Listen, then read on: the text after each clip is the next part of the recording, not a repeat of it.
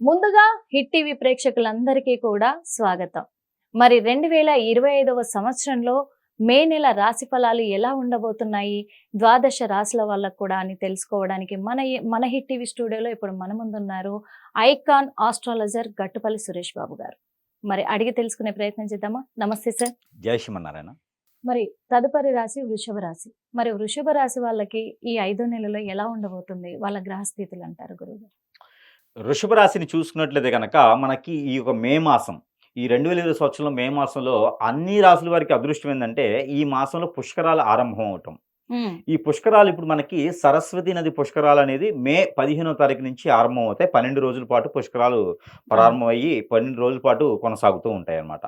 ఈ ఈ యొక్క రాశి వారు ఎవరైతే వృషభ రాశి వారు ఉన్నారో వారికి ఉన్నటువంటి దోషాలకి పరిహారం చేసుకోవాలంటే పోయినటువంటి మాసాల్లో కుంభమేళ కావచ్చు, గ్రహణాల దానాలు కావచ్చు, లేదా పండగల సందర్భంలో ఎవరైనా సరే చేసుకొని సందర్భం ఉంటే, అంటే పెద్దలకి చేసుకున్నటువంటి సందర్భం ఏమైనా మీకు వీరికి కుదరకపోతే ఈ పుష్కరాలు కూడా వీరికి ఒక అదృష్టం అని చెప్పొచ్చు.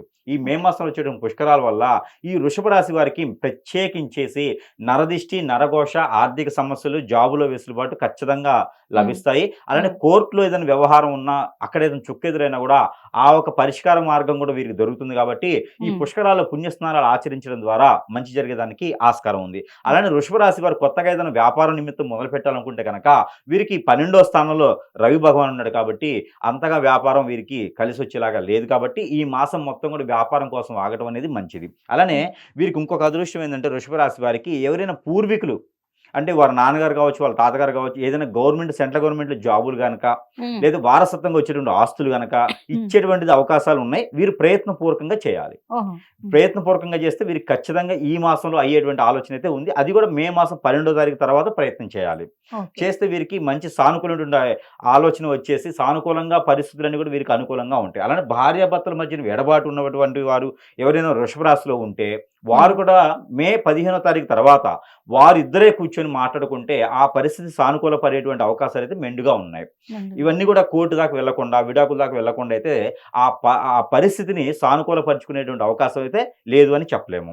అలానే వీరందరూ కూడా సముద్ర స్నానం కానీ, నదీ స్నానం కానీ ఆచరించడం ద్వారా, పుణ్యస్నానాలు చేయడం ద్వారా కూడా వీరికి మంచి జరుగుతుంది అని ఖచ్చితంగా చెప్పొచ్చు. అలాంటి వృషభ రాశి వారికి ఇంకా కూడా గ్రహాల రీత్యా అన్ని కూడా మంచి జరగాలనుకుంటే కనుక కొన్ని మనం రెమెడీ చెప్తున్నాం. ఆ రెమెడీస్ కూడా వీళ్ళు పాటించినట్టయితే కనుక ఖచ్చితంగా ఈ మే మాసంలో దశాబ్ద కాలానికి కూడా వెలజల్లేటువంటి ఆయురారోగ్యాలే కాకుండా సంపద కూడా సృష్టించే మూలకంగా ఉంటుంది. కాబట్టి చిన్న పరిహారం చేసుకుంటే సరిపోతుంది. వీరు పంచామృత అభిషేకం శివాలయంలో కానివ్వండి, లేదా పంచామృత అభిషేకం నాగపడిగలకు కానివ్వండి, కుమారస్వామికి కానివ్వండి, సుబ్రహ్మణ్య స్వామికి కానివ్వండి, మానసామవారికి కానివ్వండి చేయగలిగితే కనుక వీరు ఏదైనా గురువారం లేదా సోమవారం రోజున అభిషేకం చేయగలిగితే ఏదో ఒక వారం, ఈ మాసం మొత్తంలో ఏ వారం చేస్తే ఆ వారం మంచిది వీరికి చేయగలిగితే కనుక వీరికి ఖచ్చితంగా అష్టైశ్వర్య ప్రాప్తి కలిగేలాగా ఉంటుంది. కాబట్టి ఆ మేర ప్రయత్నించాలి. అలానే ప్రతి మాసంలో కూడా గ్రహాలు వీరికి ఏదైతే అనుకూలంగా లేదో అది అనుకూలంగా మారేందుకు గ్రహాల నుంచి తీసినటువంటి నెంబర్ కూడా ఇవ్వడం జరుగుతూ ఉంది.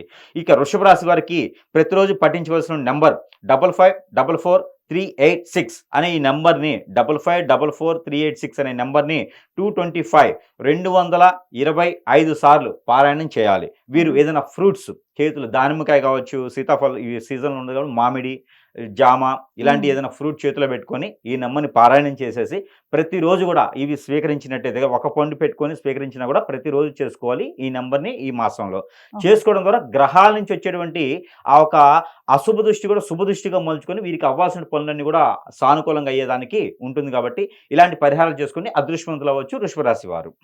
థ్యాంక్ యూ సో మచ్ గురువు గారు.